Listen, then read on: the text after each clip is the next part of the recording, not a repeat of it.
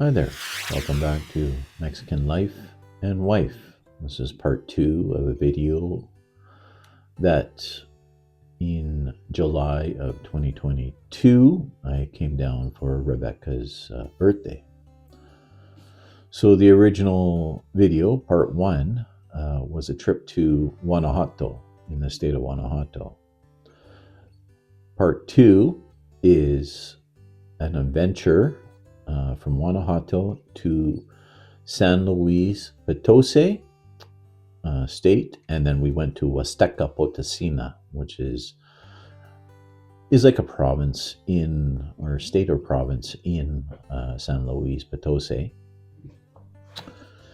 And it was recommended by Rebecca's family, who visited there a year before. So I'm glad they did. It was the drive from Guanajuato to Huasteca Potosina, more or less 3 to 4 hours. It wasn't too bad. Drove through the city of San Luis Potosi. I just basically saw through by freeway, and from what I saw, it looked like a nice place. And I don't think it's as big as Querétaro, but I'm not sure. But just as clean from what I saw.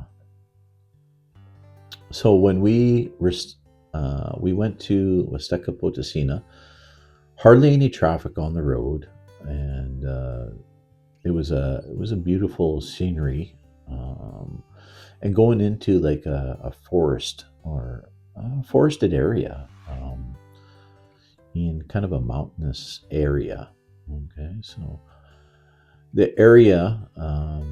So we went to Ciudad de Valle, and so it was. We went previously. I paid for kind of like an adventure tour. So it included 2 nights stay and 3 days of or 2 days of adventure, and so we arrived and stayed at a very nice hotel, and it was included with the total amount. And so we basically just unloaded and just kind of relaxed in the area and kind of ventured a little bit, but not too far. We were a little bit tired, and we knew we had a long day because day one included being picked up quite early. It was like 7 in the morning. We were picked up by like a van, like a transport van, by the company, and picked up a few others at different hotels in Valle. And so our first adventure was basically arriving to a little town that we, of course, bought some nibblies or whatever, and relieved ourselves. And then we geared up for an adventure in a canoe. It was a multi-person canoe.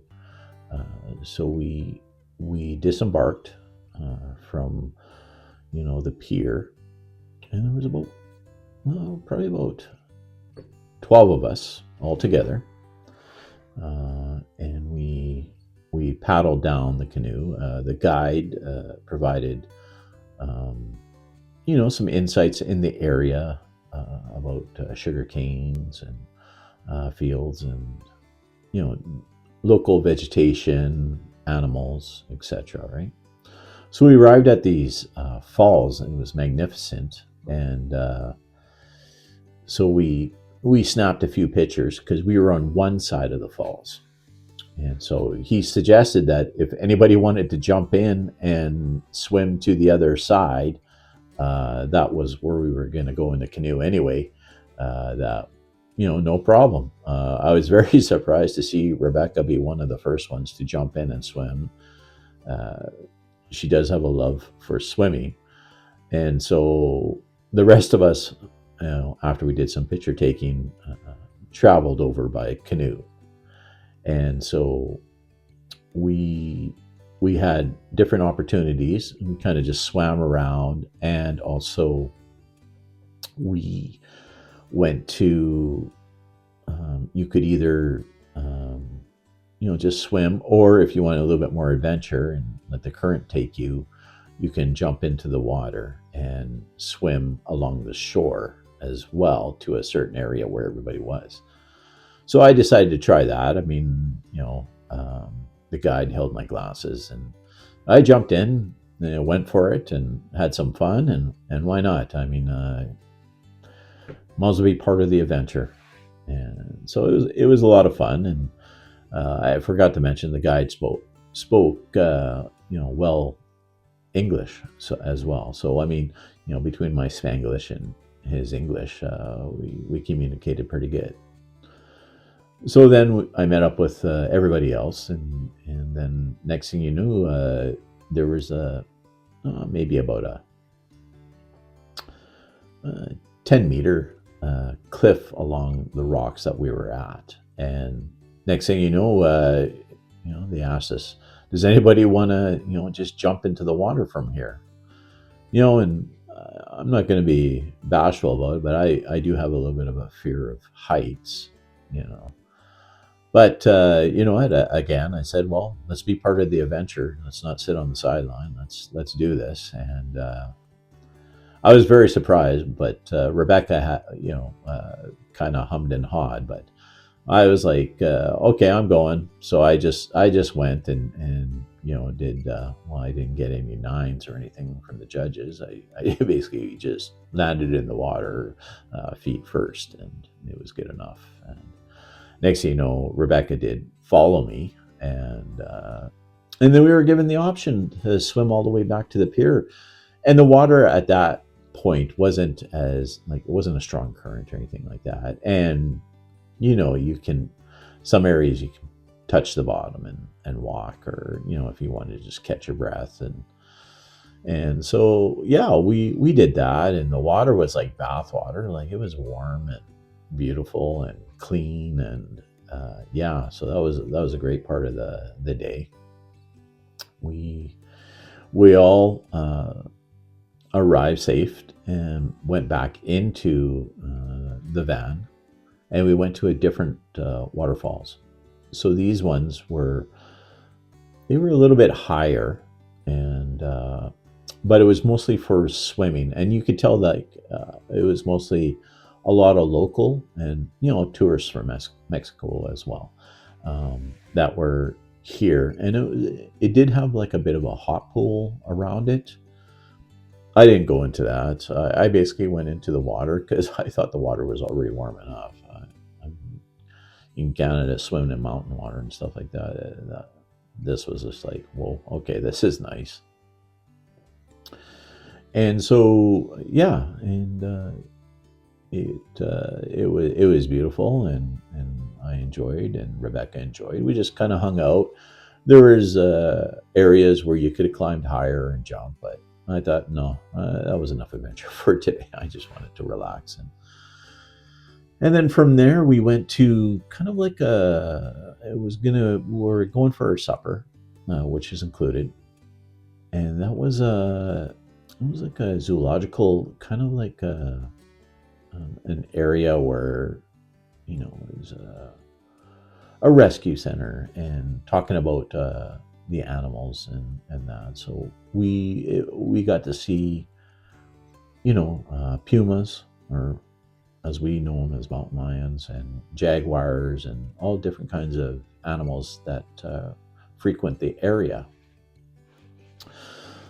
So we did that. It was nice. I really enjoyed, and got to see different animals. And then they brought us to where we were going to have a supper. So the supper was set in a kind of a area that was open, and provided a meal for us that was, it was excellent. Just local cuisine, and it was good to chat with other people, because of course they were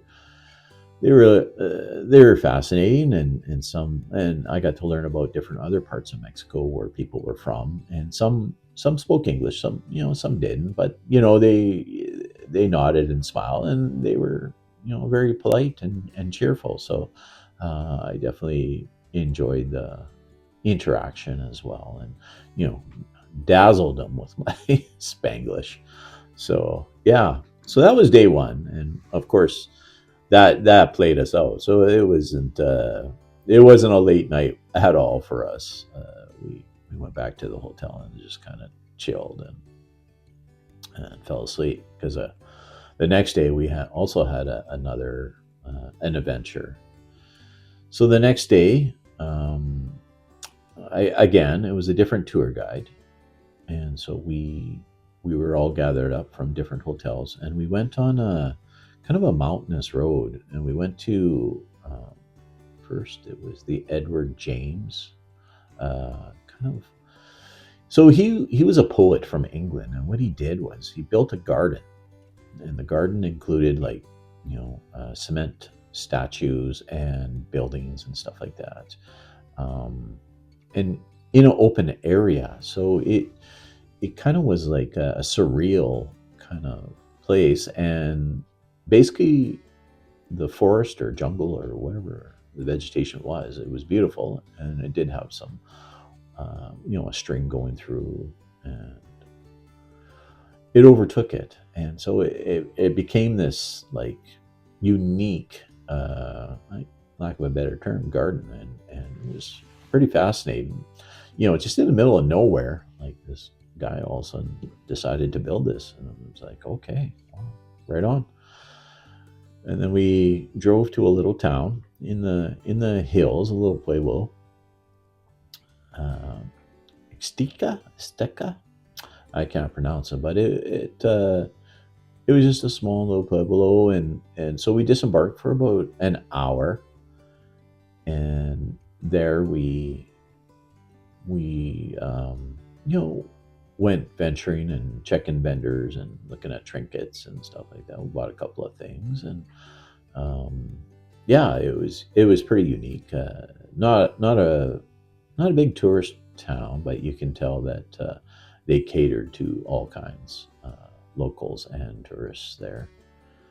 And then we went into a kind of like a family run restaurant, because this time instead of supper we had lunch, and so the lunch was very authentic again, and overlooked like this town overlooked like a big valley, and so it was open, so we actually got to sit and have this magnificent view of a valley of, and you know th- this tour didn't have as many people. There was about 5 6 of us, and the tour guide was kind of sitting on his own, so Rebecca and I invited him over, and yeah, he was an interesting fellow, knew English as well, and originally he actually did tours in Puerto Vallarta, so he catered to tourists before, and because of his English speaking, and then he, I guess, transferred companies or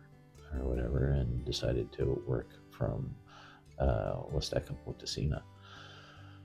And yeah, so caught up with him. And then the second part of the tour that day was going to it was almost like a crater. So it was and I was reading somewhere, it was the sixth largest cavern in the world. And so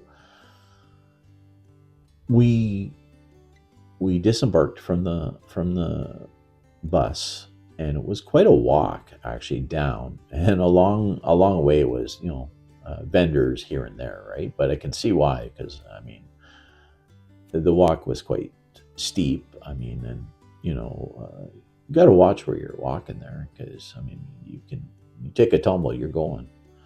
And so we ended up where you can go, and what it is a lot of birds, like swallows. They're swallows. So what they do is they hum along, and they make a noise, and with the cavern it makes quite this sound. So it was very interesting to see, and here. Now they also, had a couple of gentlemen that would tether you to, some harnesses and let you hang over the side there. And you know, a couple of courageous people did do that. I wasn't taking part of that. No, I'm okay. I, I'll watch from over here and see how things go. But yeah, so that was very interesting, and just a good trail walk as well. And I really enjoyed that trip. And so yeah, and then we went back to the hotel, and the hotel had a restaurant there, a very nice hotel, and we went and had a really good meal. And yeah, and then we went on our way from Huasteca Potosina back to Querétaro, and really it was like maybe 5 6 hour drive to see this magnificent different part of the country, and more in central Mexico. So I'm very fortunate to have such a great family to let me explore these adventures with them, or be introduced by them. That's great stuff. So I'm going to say hasta luego, and thank you for watching. Here's a few of the pictures, and enjoy. All right, we'll talk to you soon. Take care.